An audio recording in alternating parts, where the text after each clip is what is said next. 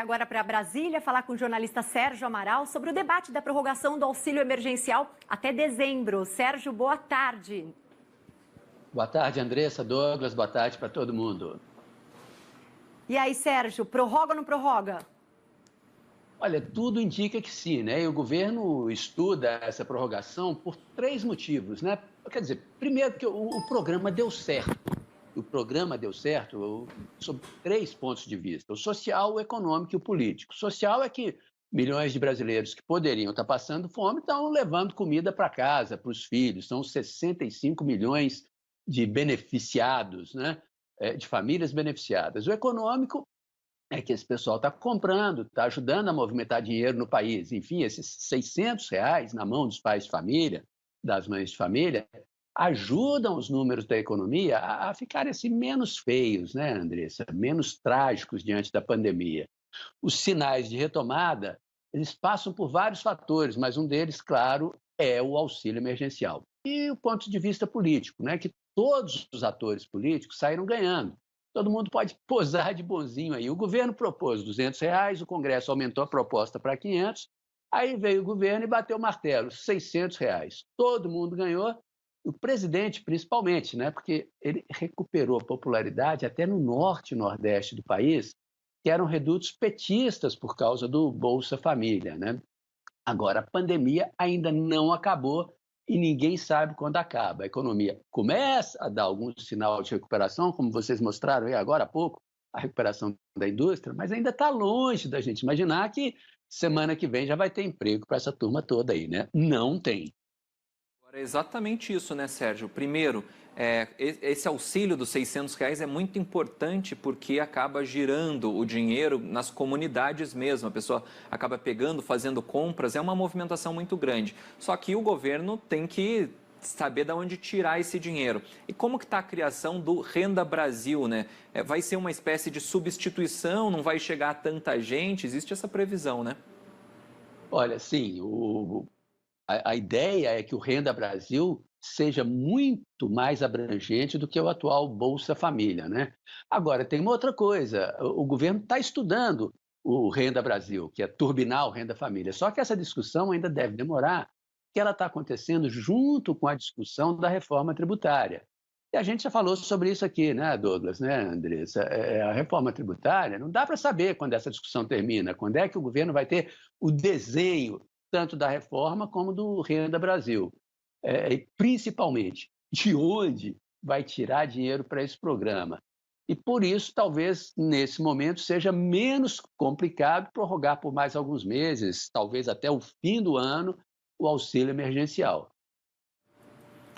É isso mesmo, Sérgio. Tem toda essa questão de orçamento, né? Por isso que chama a atenção. Agora, já existe previsão de quanto deve ser essa ajuda? Você falou aí, essa briga, né, do 400, 500, 600, agora também essa discussão vai até quando? Agora, qual o valor? Isso daí já tem como prever ou é impossível?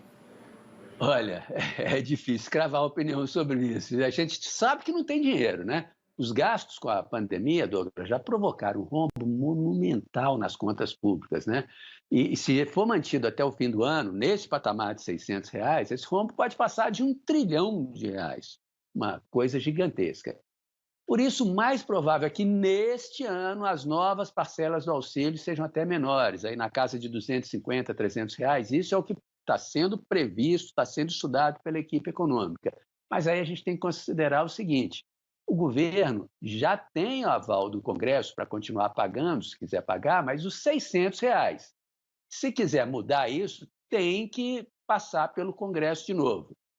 Aí vem a pergunta: será que os políticos todos querem continuar com isso? Já viram, todo mundo já viu que isso aí turbinou os índices de popularidade do presidente da República. Então, os bolsonaristas até poderiam admitir isso aí.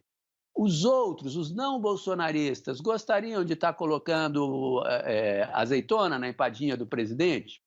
Temos que ver, a conferir. Mas, principalmente, o pessoal do Ministério da Economia vai ter que fazer uma mágica, né? Vai ter que achar de onde tirar esse dinheiro. É claro que se quiser continuar com 600 ainda esse ano, até tem uma margem, por quê? A gente tem que lembrar que lá atrás o governo aprovou aquele tal orçamento de guerra, lembra? Que permite, o Congresso aprovou o orçamento de guerra, que permite ao governo ter um déficit gigante esse ano, sem ser responsabilizado por isso. Mas e no ano que vem? Pode estourar dessa forma de novo? Aí é outra história. Não pode.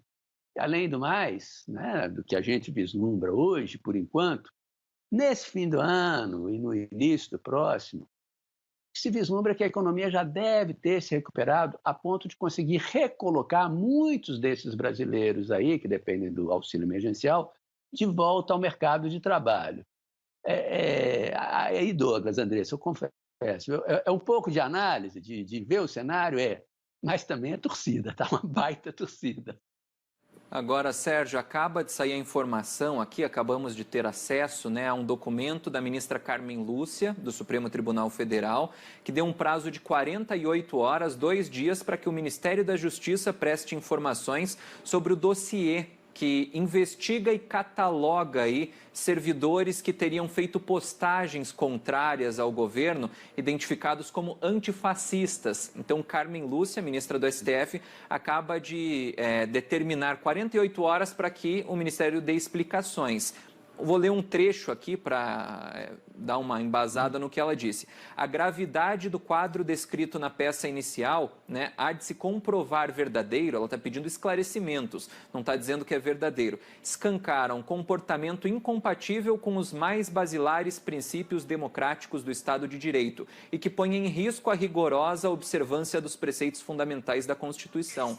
Então, é bastante grave essa situação, é claro, se for comprovada, e é por causa disso que Carmen Lúcia acaba de pedir, então, que o Ministério da Justiça esclareça se realmente isso aconteceu ou não e em que foi baseada, né, essa determinação para que fosse elaborado um relatório. 600 pessoas, né? 600 pessoas nesse relatório aí que ela pediu 48 horas para justificar. Exatamente. Isso aí, eu acho que é o seguinte, a gente sabe que o ministro da Justiça, o André Mendonça, ele já disse, já deu declaração que vai criar uma comissão de sindicância, vai abrir uma sindicância para apurar isso aí lá dentro do Ministério da Justiça, né? Porque o que se discute agora é o seguinte, lembra daquela história lá atrás dos aloprados petistas?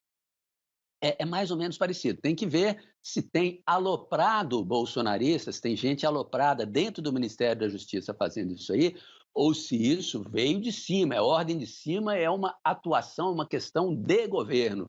E aí muda totalmente de figura, é uma questão muito mais grave. Se for de um pequeno grupo fazendo bobagem, tudo bem, puna-se esse grupo, extirpa-se esse tumor aí de dentro dos quadros do governo e está tudo certo.